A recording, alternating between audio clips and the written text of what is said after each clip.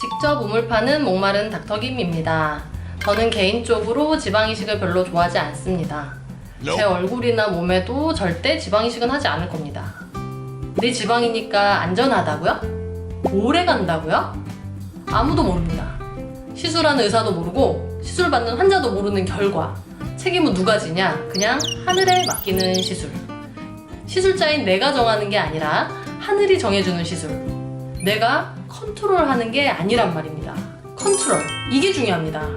어딘가에 있는 내 지방을 뽑아서 원하는 곳에 이식을 하는데요. 여기서 생착이라는 과정을 거쳐야 합니다. 세포가 살아남아야 된다는 거죠. 이것이 의미하는 것은 바로 정확하지가 않다는 겁니다. 생착, 사느냐 죽느냐 세포의 운명의 시술 결과를 맡겨야 하는 거죠. 그렇다면 일반적인 지방이식 수술의 생착률은 어느 정도 될까요?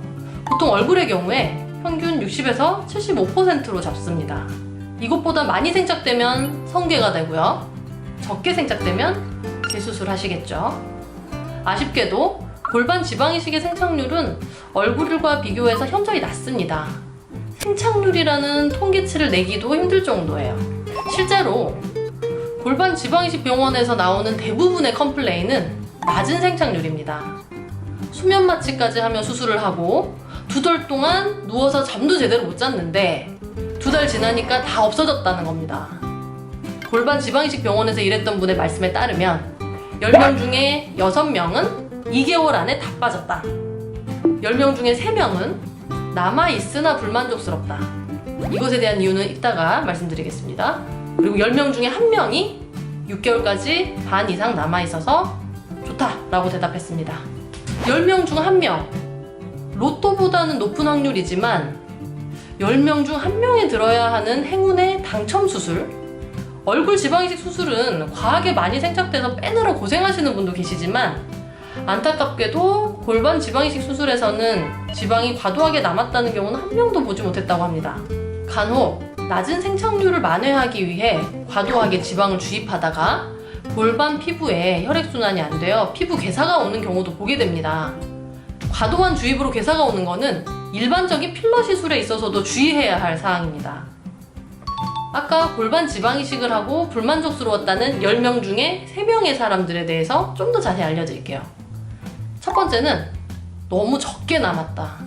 남기는 남았는데 그 돈을 쓰고 그 고생을 하고 얻은 것이라고는 이 한 줌도 안 되는 지방이라는 거죠. 두 번째로는 이상한 모양으로 남았다. 이게 더 문제예요.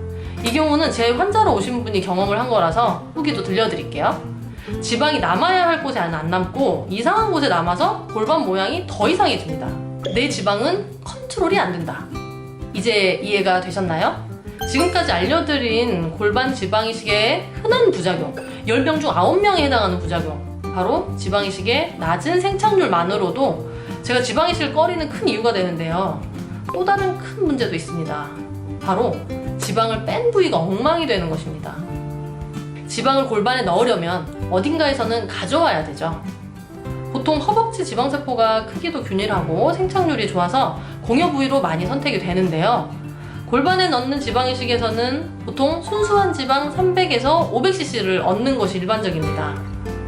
지방세포가 깨지지 않게 조심조심. 근데 보통 골반이 작은 분들은 허벅지 지방도 넉넉하지가 않습니다.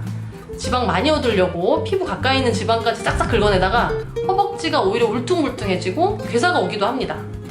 여러분, 만약 골반 지방이식을 하시려거든 허벅지 지방 흡입을 잘하는 병원을 찾아보세요. 골반의 지방은 남지 않아도 날씬한 허벅지는 얻을 수 있잖아요. 저는 1년 전에 타원에서 힙딥 골반 지방이식을 했던 분의 후기를 들려드릴게요. 작년에 지방이식 하고 나서 1년 만에 다 빠지고 오히려 승마살 쪽으로 살이 내려간 건지 승마살이 심하고 힙딥이더라고요. 지방이식을 다시 할 시간도 없고 오히려 부작용만 남아서 이곳저곳 검색하다가 필러 했어요.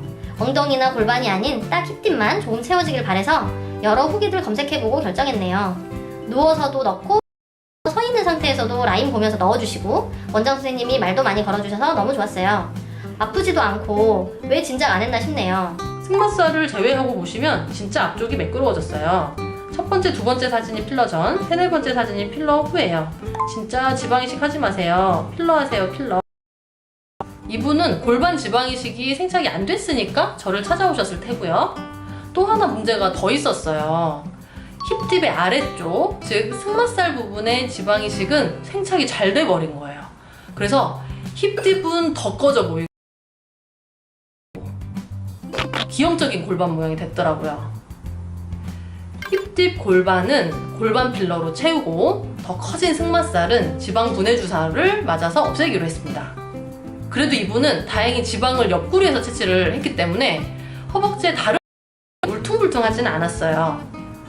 골반 지방이식 실패 후에 저를 찾아오시는 분들은 대부분 허벅지에서 지방을 채취하셨었는데 채취한 부분이 불균일하게 패여서 필러로 다시 교정을 해드렸어야 했거든요.